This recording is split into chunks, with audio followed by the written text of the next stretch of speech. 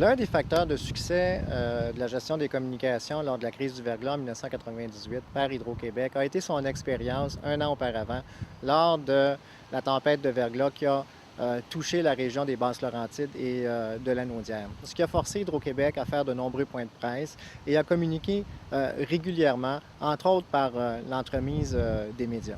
L'une des plus grandes difficultés à l'époque pour les équipes de communication, c'est d'avoir accès à l'information. Il faut dire qu'à l'époque, en 1997, les équipes de communication n'avaient pas créé d'arrimage avec les cellules de gestion de l'urgence opérationnelles de l'organisation. De sorte qu'on s'est retrouvé en situation d'urgence et qu'il fallait absolument communiquer auprès de la population. On s'est trouvé à avoir beaucoup de difficultés à avoir l'information pratiquement en temps réel. Et ça a occasionné un décalage entre les actions qui étaient menées par Hydro-Québec et l'information qui était donnée par la population. Et ça, par la suite, quand on en a fait un post-mortem, on a voulu s'attaquer à ça immédiatement. La première chose qu'on a voulu faire, ça a été de se doter d'un plan de communication d'urgence. Ce que ça voulait dire, c'était d'une part de s'assurer qu'au niveau fonctionnel, on soit l'équipe de communication arrimée avec les cellules de gestion de l'urgence de l'organisation. D'autre part aussi, il fallait organiser toute la chaîne de commandement qui permettait à l'information de partir des cellules opérationnelles pour se rendre jusqu'à la population. Et en même temps aussi, il fallait identifier les outils nécessaires pour mieux exercer notre travail de communication, c'est-à-dire des gabarits de communiqués de presse, des dossiers argumentaires, des cartes qui étaient prêtes à être diffusées, des cellulaires, en même temps aussi d'identifier le personnel qui pourrait être affecté en situation d'urgence, les former et en même temps aussi leur expliquer quel serait éventuellement leur rôle. Et évidemment, au bout de la ligne, c'était d'identifier des porte-paroles qui pourraient être mobilisés très rapidement. C'est beau d'avoir un plan. Maintenant, faut-il le mettre à l'épreuve? Et en décembre 1997, Hydro-Québec a décidé justement, au terme de son exercice de planification, de réaliser une simulation.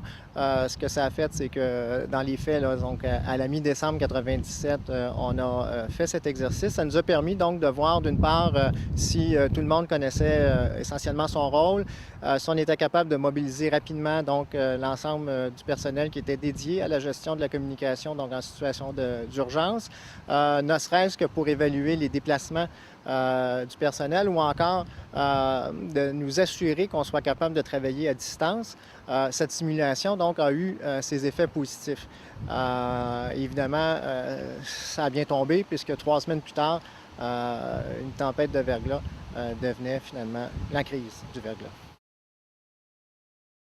Qu'il s'agisse de communication traditionnelle ou de communication interactive sur Internet, en cas de crise, la préparation fait foi de tout.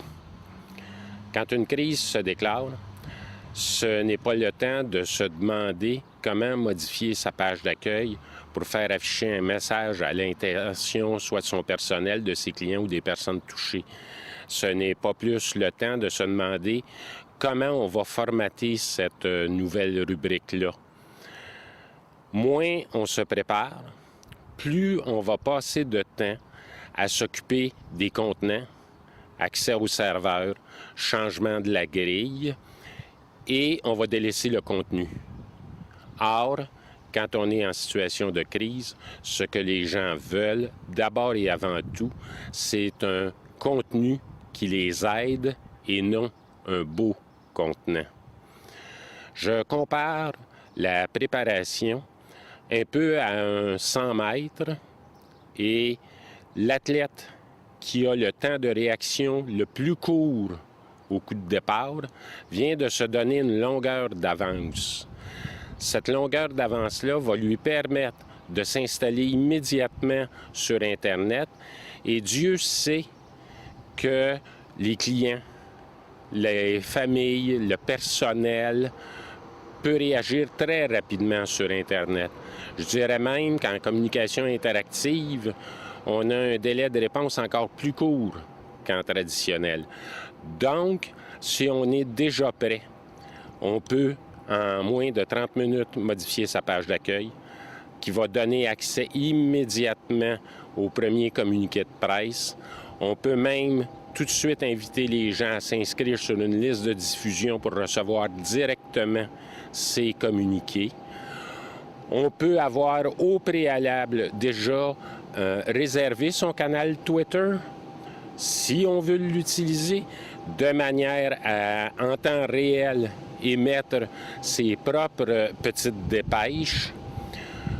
Je pense aussi qu'à l'avenir, on va utiliser Facebook, la page Facebook, pour créer des communautés de clients, communautés de familles, communautés du personnel, pour les tenir au courant.